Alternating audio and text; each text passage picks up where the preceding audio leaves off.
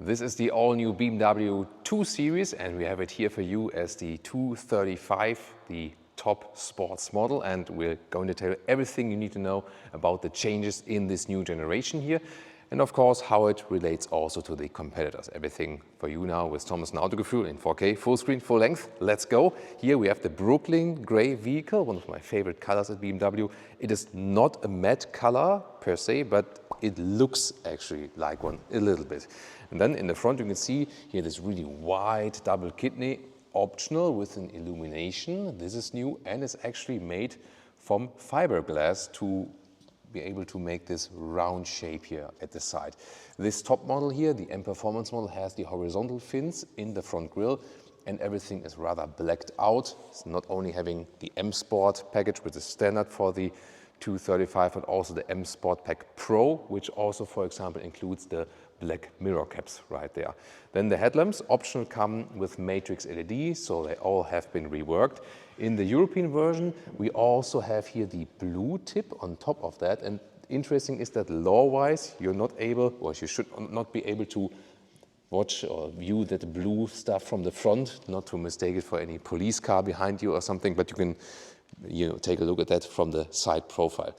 The new 2 Series, it is related to the 1 Series as well, sit on the same platform. It is a front wheel based platform. However, you can also get all-wheel drive models like this one here, the top model, so it's like front plus rear on demand. And wheels, 17 to 19-inch wheels, these are the biggest ones. And the 235 also comes with 19-inch as standard. Different stylings are available. Interesting also here with the contrasting red brake calipers. 4,55 meters or 179 inches is the length. And actually, because there was discussion also with the 1 Series, is it like an extended facelift? Is it an all-new generation? And BMW also internally changed their vehicle code for that, because the wheelbase has remained the same and the doors, but even inside the doors there are different measures now to improve this crash safety. But everything else beside that, all new interior and even more changes to the rear and so on, so everything else is new. And then they decided, hey, it's an all-new generation. This then here, our Brooklyn gray vehicle color. You can see in the sedan form here, it is a 5-door one, definitely. It is also has this really strong shoulder shape. This is even carved out deeper than before. And towards the rear, we can see new tail lamp design, completely new tail lamp unit. And they also put this area here a little bit lower, and then the logo is wider, and that's why this area then appears to be slimmer. So they make this impression that the whole rear looks a little bit sportier than before in the outgoing model. A new theme also for the 1 Series, even for the new X3, is that the Autogefühl fake exhaust police was successful, and that means no fake exhaust. Here in the sport model you see visible exhaust. They also have a function, 4 pipes, and in the normal models then, like the smaller petrol engines and so on, you have invisible exhaust. It means they're just underneath, and so you have always clean design and no fake exhaust graphics and so on. And there you have this diffuser unit here in the lower part. The base models would look a little bit more subtle. I'll soon tell you more about the different engines. We also, maybe you have already seen, have a second vehicle here for you today, and this is Borusan Turkish Blue, named after that region, city, and also the racetrack. And yeah, this is a really screaming out blue color, also with 19-inch wheels, but we have a different M styling here. This is also a US spec model, so for the Northern American market, and there you can see, for example, is different here in the side. You can see a small yellow indicator at the lights. There's a red indicator at the same placement right there. And there are no blue accentuations, because blue accentuations are not allowed on the Northern American market from the regulations. While they are allowed in the EU, they are a little bit strange, different things. Other than that, this one also does not have an illuminated kidney. That is just an option for this vehicle. It works also when it's all the way blacked out, but the illuminated kidney, of course, adds this different show effect. So as I said, you can also then get it in the US. Towards the side, you can see it appears actually totally different in that color, but both in common is that they all have the black frames around the window, and even from the base versions. So this is to make the 2 Series always a little bit sportier, also, for example, if you compare it to the 1 Series. Suspension-wise, by the way, the normal model gets a base suspension, and if you go then for an M Sport Pack or then standard for the M235, you get frequency adaptive dampers. It's a sportier suspension setup, but these frequency adaptive dampers also try to find a compromise between sportiness and comfort. You cannot actively adjust something, so it won't change with the driving mode, but frequency adaptive damping means when there's like a different amplitude from the shocks, from the shock impact, it rules then differently with a hydraulic cushion. That means when you have like a long wave or something like that, you still remain a good contact to the road, and it can actually be a little bit stiffer. But then when you have like a sudden impact by a pothole or something, it can be a little bit more forgiving and comfortable. So I always call it passively adaptive, so to speak. Here, by the way, you see here this stamped in 2 right here in this Hofmeister kink. So it's hard to see because it's black in black, but it's another design element that is also now in a lot of models they have. Sometimes they don't have it here, but then on the inside here, but in this case not, because these are frameless doors. And they can see both front and rear, both frameless. Also another reason to carry that roofline. By the way, this is here the 19-inch forged wheel. So this is included in the M technology pack, where you have additional stiffness measures and so on, so for even more sportiness. However, there is, when you think about the environmental perspective, there is one disadvantage, because the forged wheel is, let's say, from normal raw material, whereas for all normal aluminum wheels, like this one here, also the 19-inch ones, so all new aluminum wheels have now 70% recycled aluminum. And since aluminum is something which costs a lot of energy in production, their recycling makes a lot of sense to bring the CO2 value down. So this is something they do across the lineup now. And then to the turning indicators, they have this pulsing effect, you can see it, and vertically built in the front. And this pulse effect is also for the rear. Here it's actually on the outside way around, and it's also quite visible. As engines, in Europe we get the 2-liter 4-cylinder diesel or the 1.5-liter 3-cylinder petrol engine. Some might say they don't want a 3-cylinder in the BMW at all. It always depends on what you want. If you don't care about power, then it might not be very important. On the US market anyway, only the 2-liter 4-cylinder petrol engine, and the same we also get in the European spec. And then different horsepower versions. You also now get mild hybrid engines, depending on which engine you pick. And this one here is the top spec then, 2-liter 4-cylinder in the M235. We also have here an additional dome strut, for example, for more stiffness.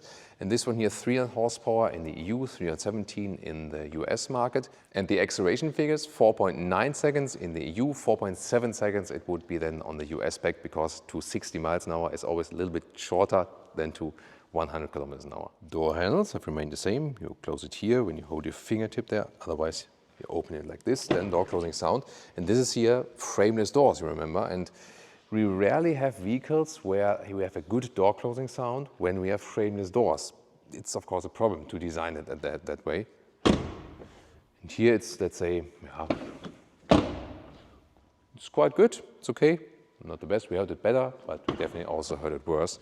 And you can see this, of course, always a design thing with the frameless doors, and we have in here a structured material on top of the doors.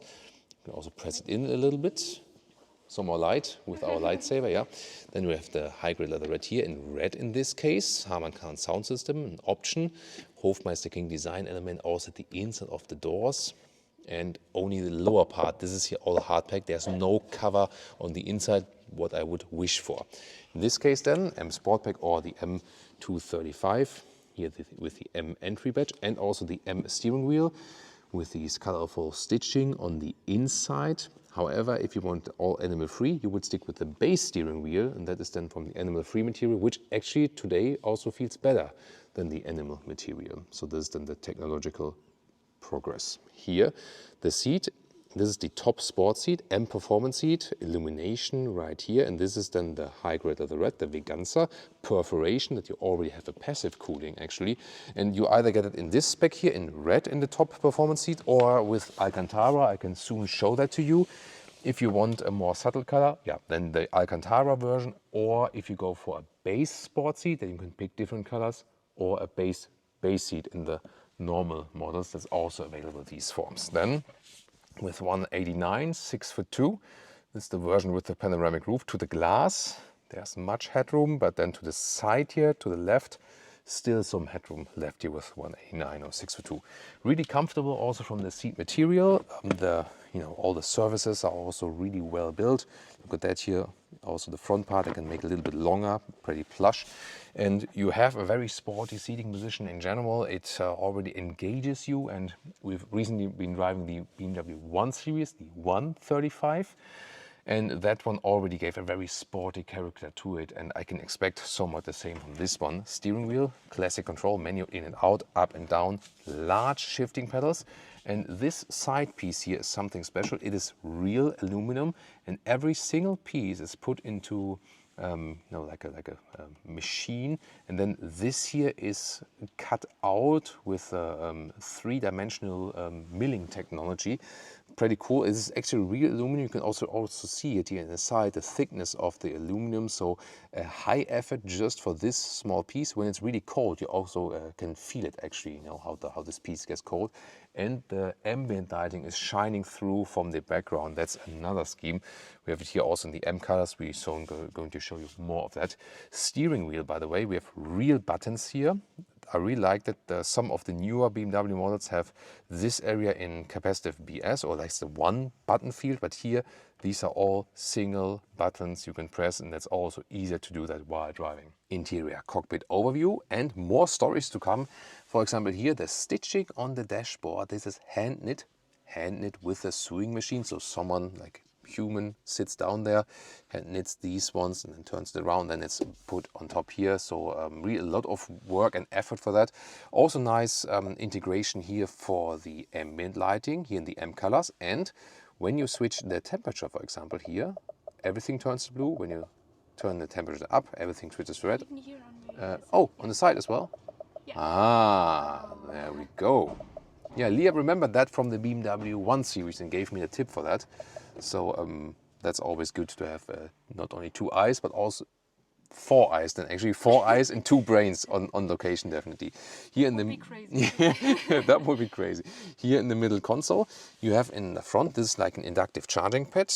So there we go. You can put it right here, and it's also cooled from underneath. There's like this slot here for the vents, and this doesn't overheat. Here the cup holders, they are not adaptive though, and I do criticize that because some slimmer bottles fly around. Then two USB-C chargers. This is a manual unit. Good to have that volume jog there.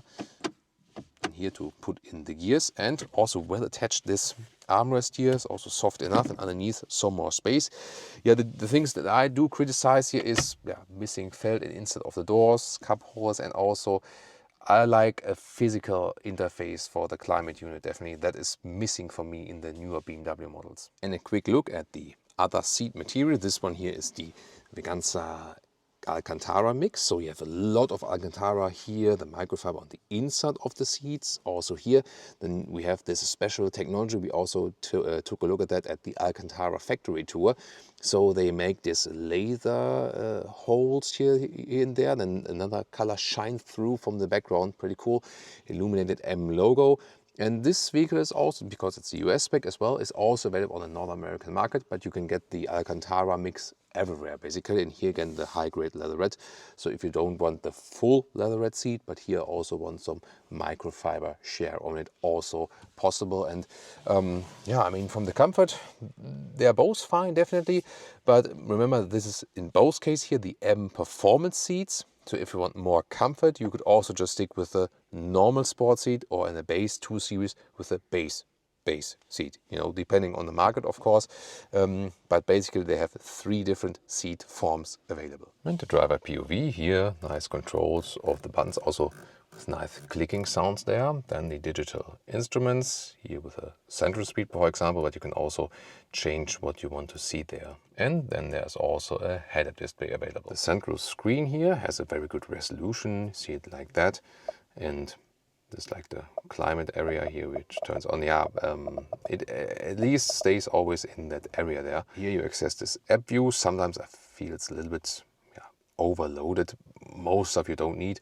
Apple CarPlay Android Auto has the wireless connection. This is the M key fob here in the M colors. If you have the M Performance model. Rear seats, here we have a nice structure at the inside of the doors, also somewhat soft, then the high-grade leatherette right here.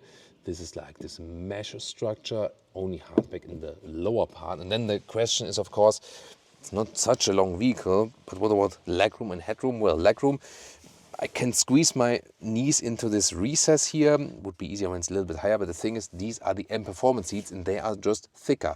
So if you want more legroom, you need to stick with the normal sport seats or the base seat in the 2 Series Gran Coupé here. It works somehow, but not that much. And also the headroom, well, I have to put my head way in the back here in this small recess, and then yeah, I do hit the seating here. This is the European spec vehicle and with the panoramic glass roof, but it raises here to the rear again, so that's the thing. Yeah, not ample of space, should be a little bit smaller than me, then it works. Then we have 2 USB-C chargers and this middle hump here, transmission tunnel, because we also have the all-wheel drive versions. And then we can put this one down. Cup holders are also somewhat adaptive, and we can use this one here as a ski hatch. And I always find it quite funny here, this middle head restraint is a cool feature. Can be just folded back, and then you can fold it up like this if you actually need that. And one quick comparison, especially for our friends in the Northern American market. This one here is the US spec vehicle without the panoramic roof, and it has a different ceiling actually because of different crash tests requirement, because there is also a crash test in the US where you have to simulate a crash when someone is not buckled up, and then you know that there's less head injuries and so on.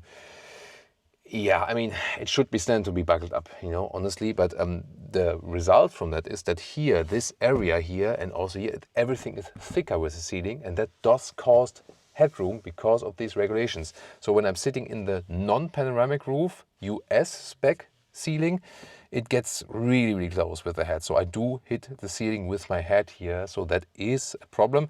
If you think about most headroom to least headroom, headroom, yeah, it would be like the EU spec with a fixed roof, has most headroom. Then it would be the EU spec with a glass roof. Then it would be the US spec with a fixed roof, and the least headroom would be with the glass roof and the US spec, like in general, you know. So yeah, and Leah now says like, okay, totally crazy.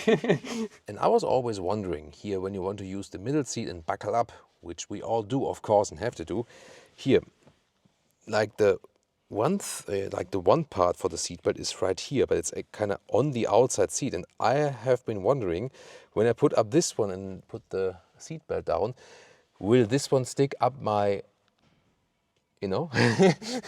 So let's try it. So this one comes in here. And then we have like a 3-point belt, but I mean, maybe let's first try it here with the middle seat, so I can sit here as a tall adult. Maybe not the most comfortable position, but it does work. Let's see, it's like this. So this works here seat belt wise. But now the thing is, I don't know, like sitting then here on the outside when this is the case, then I mean, it would be like this, we have seen it, right? So it would be a little bit to the side, but does it stick up my back or some? Interesting. So it's when I hold it to the side. Ah, okay, yeah. It looks worse than it is actually, because it's like this, and then I sit here, but you don't feel it too much actually. So it is okay, let's take it that way. I would have imagined that you feel it more in the back. Yeah, but I think it's probably nothing you would want to do like for the longest holiday trip. And if you also wonder, how can we open this one here again? Because actually like the mechanism is here inside, and like, do I need a screwdriver for that? Well, there's an easy solution. Just put the other seat belt right here, like this. There we go. And then we have it released again. Now the force is with me again today. Thank you, Ahsoka, for lending me this one. So then let's take a look at the trunk, 430 liters. You can see here the cabin trolley also fits in the vertical way. So this works. And then the normal width, as you can see here, is about 1 meter or 40 inches, and the normal length is a little bit less than 1 meter or 40 inches. This is also interesting. This cover, you can also completely take it out or lift it up like this and put it to the rear. Then you just have more trunk here, like depth, and also here left and right. So this actually increases this massively, and you can also unlock it right here and then either go around or use the force and push it from here. I knew that lightsabers were good for something, right? The total length is 1,70 meters or 67 inches.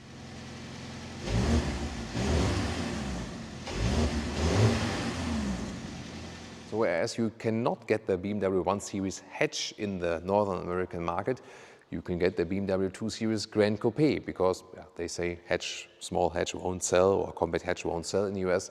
But then this one here is the entry-level sedan, so to speak. Pricing is always a discussion, of course. 39,000 euros it starts then, and 49,000 euros if you go for the 235, and then plus a couple of thousand euros of extras. Then the question is, would you go for a high-spec 2 Series Gran Coupé, or would you then already jump to a BMW 3 Series, because that might be a consideration worth in the price. This front-wheel driven platform has pros and cons. You know, traction-wise, of course, rear-wheel drive or rear-wheel-based all-wheel drive, you can get more power to the ground. Then again, you have space advantages if you have this front-wheel drive concept. That's like the main aspect to it. And all the changes, I think, make sense. But would you go for a 2 Series Gran Coupé, or would you rather go with the normal BMW 3 Series? Or a competitor of this one that I won is the Mercedes CLA.